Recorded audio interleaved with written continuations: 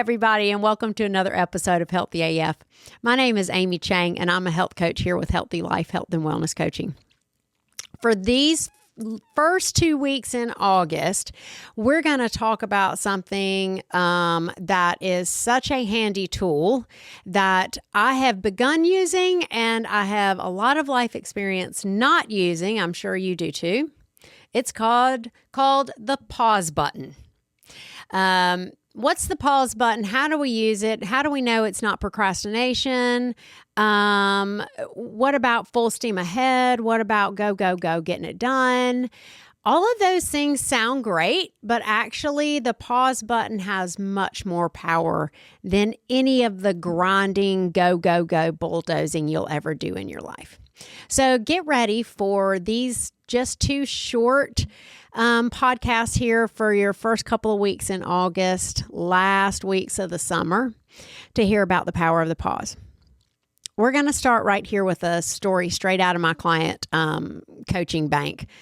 I had a client reach out to me today, actually, and let me know that the plan we had created for her a week or so ago, she totally did not do that plan. Now, this is a plan that we took an entire hour to craft, explore, really look at. And she sent me a message today saying that she did not do that plan. And I'm delighted. Now, you might think that's a funny thing for me to say. But here's how that comes into play and how the pause is powerful in this client situation, which, by the way, happens all the time. Okay.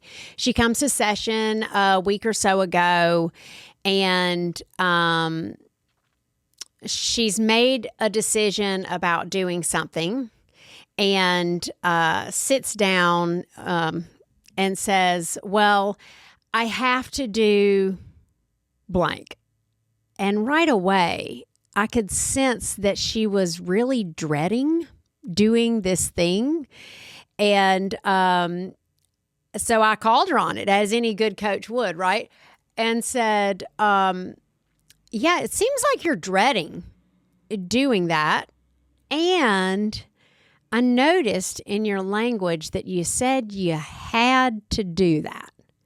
So can we take a moment and explore right there? And she said yes. So how many of you can relate to having made a decision or a commitment, whether it's out of obligation or, you just didn't take the time to think about it. You said yes, you are plugging ahead, but actually you're just like my client, a little resentful, a little frantic, a little anxious, lots of dread, maybe a little bit of pissed off, maybe a little bit of just put your head down and grind it out. Just hold your nose and swallow that pill. Yeah. It's a really yucky, powerless, icky feeling. And that's how she had showed up. And then she said, I have to do this. And so my job as a coach is to create a pause. And inside that pause is spaciousness. I want you to imagine you feel like you have to do something. There's no other way to do it. You're backed into a corner. My pediatrician always told my mama, if you back a kid into a corner, they're going to come out scratching. We all do that. When we feel like we're backed into a corner, there's no spaciousness there. There's only scratching to get out. When you think about the poor decisions you've made coming out of that corner, they don't always reflect what our commitments are or who we really want to be or what we really want to have in those relationships, whether it's the relationship with ourselves, relationship with our food, relationship with our exercise, our relationship with our family and friends. They're just get me out of the corner. So when she came in to session and she was in the corner and she was, I have to, I hit a pause button and said, let's get spacious. What are the other ways that you maybe could accomplish what it is you want to accomplish? What do you really want to be and to have in your life that you think this decision that you have to do is accomplishing? Is there another way to get it?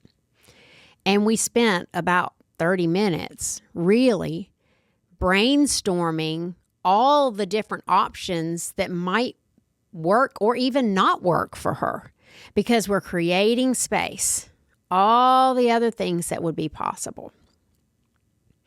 And then she picked a couple that she thought might feel better than the dread she had over this other decision that she had made.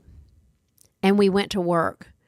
We planned it all out. We practiced how she was going to accomplish it. We talked about what reminders she needs. Standard coaching, right? What reminders do you need? Is it a Post-it note? Do you need to be inspired? You have my number. Feel free to lean in. This is a big change for you. And when we left the session, she was like, I'm so clear. Great. A week later, I get a text and it says, I didn't do what we planned out. And also, I feel really good about what I'm doing, and it was different than anything we had even talked about.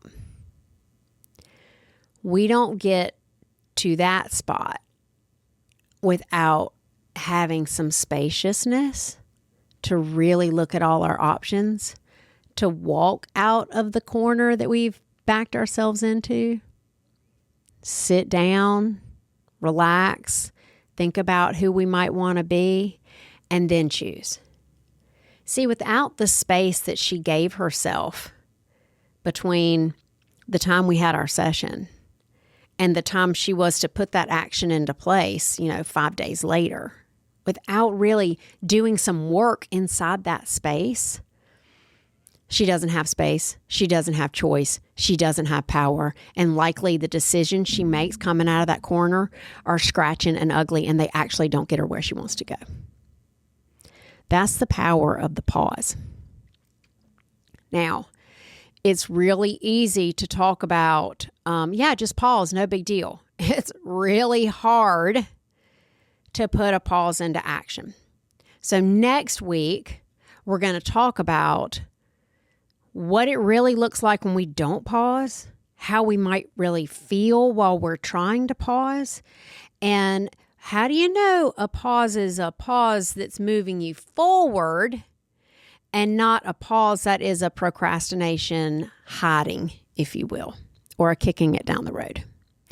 So jump back in, enjoy your August. It's those last couple of weeks of vacation. We'll keep it short for this week, but I'll see you next week when we continue the pause on Healthy AF.